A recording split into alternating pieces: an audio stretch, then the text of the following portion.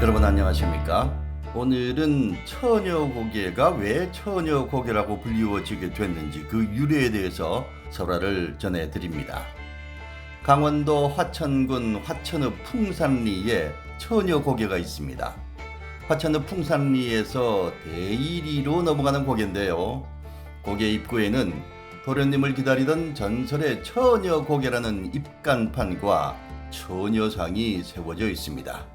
이 고개를 처녀고개라 부르게 된 데는 두 가지 설화가 전해지고 있습니다. 그 첫 번째 설화는 이런 내용입니다. 옛날 중국으로 유학을 간 총각이 한 명 있었습니다. 중국에서 유학 생활을 하던 중 한 처녀를 사랑하게 됐습니다.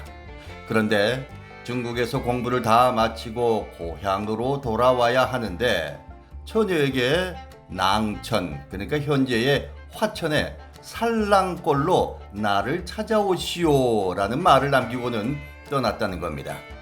총각이 떠나고 얼마 지나지 않아서 처녀도 먼 길을 걸어서 낭천으로 왔습니다. 낭천에 들어서서 한 고개를 넘을 무렵에 산에서 갈을 꺾고 있는 이 갈이라는 것은 논에 걸음을 하기 위해서 꺾는 풀을 갈이라고 하는군요. 이 갈을 꺾고 있는 사람들에게 살랑꼴로 가려면 얼마나 더 가야 하나요? 라고 물어봤습니다. 이 갈을 꺾던 일꾼들은 처녀에게 9만리를 지나야 살랑꼴입니다 라고 일러주었습니다. 아니, 중국에서 온 처녀는 지금까지 몇 천리를 걸어서 왔는데 앞으로 9만리를 더 가야 한다는 말을 듣고 충격을 받았습니다. 그래서 지금부터 9만리를 걸어가면 아마 늙어 죽어도 못 갈 것이니 총각을 만나기 어렵다 여기고 그 자리에서 자결을 했다고 합니다. 그런데 9만리는요, 대리 인근의 마을 이름이었습니다.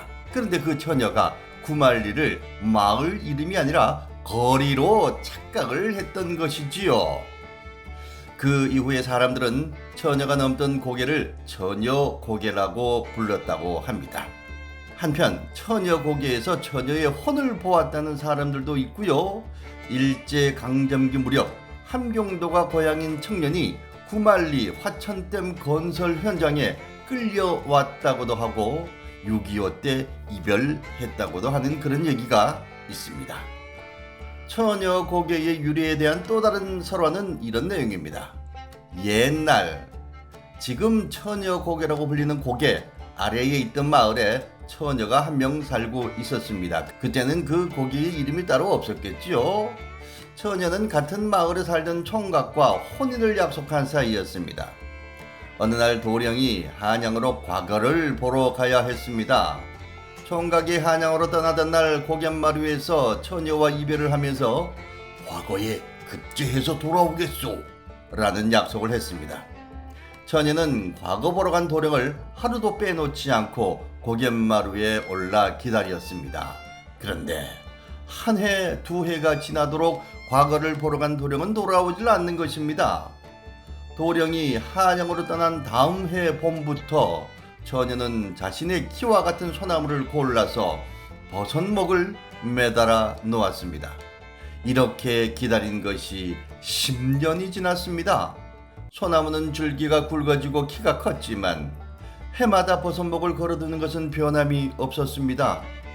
새봄이 와 빛이 바랜 버섯목을 떼고 새로 만든 버섯목을 소나무에 걸어두기 위해 소나무를 오르다가 처녀는 그만 실족해서 그 아래 강물로 떨어져 죽고 말았습니다. 처녀가 실족해서 강물에 떨어져 죽던 날 도령은 과거에 급제해서 돌아왔습니다. 그런 도령에게 마을 사람들이 처녀가 죽었다는 말을 해주었습니다. 도령은 처녀가 죽은 자리로 가보았습니다.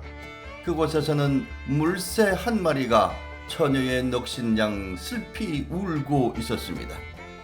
도령은 자신을 기다리다가 죽은 처녀를 위해 벼슬을 버렸습니다. 그리고는 처녀를 양지 바른 곳에 묻고는 그 옆에 오두막집을 지어 평생을 농사꾼으로 살았다고 합니다. 마을 사람들은 처녀의 억울한 혼을 달리기 위해 그녀가 버선목을 달았던 소나무를 선앙목으로 삼아 마을 제사를 올리고 고개 이름도 처녀고개라고 불렀다고 합니다. 자, 이렇게 두 가지의 설화가 있습니다. 앞의 설화는 먼 길을 떠난 연인을 찾아 나섰다가 목적지에 거의 다다른 사실을 모르고 절망해서 자결한 고개라 해서 처녀고개라고 부르게 됐다는 겁니다. 처녀는 연인을 만날 수 있다는 희망 하나로 힘겨운 천리길을 달려왔던 거지요. 그러기에 처녀에게 들린 구말리라는 소리는 청천벽력과도 같았을 겁니다. 처녀가 거리로 인식하는 순간 구말리는 절망적인 말이 되고 말았지요. 뒤에 설화는요, 과거를 보러 떠난 연인을 기다리던 처녀가 실족해서 죽음을 맞이한 비극적 서사에 처녀가 실족하여 죽은 고개의 소나무를 선앙목으로 모시게 됐다는 것이 덧붙여졌습니다. 자, 우리가 흔히들 처녀고개 하는데 이렇게 한이 서려 있는 그런 내용이었네요.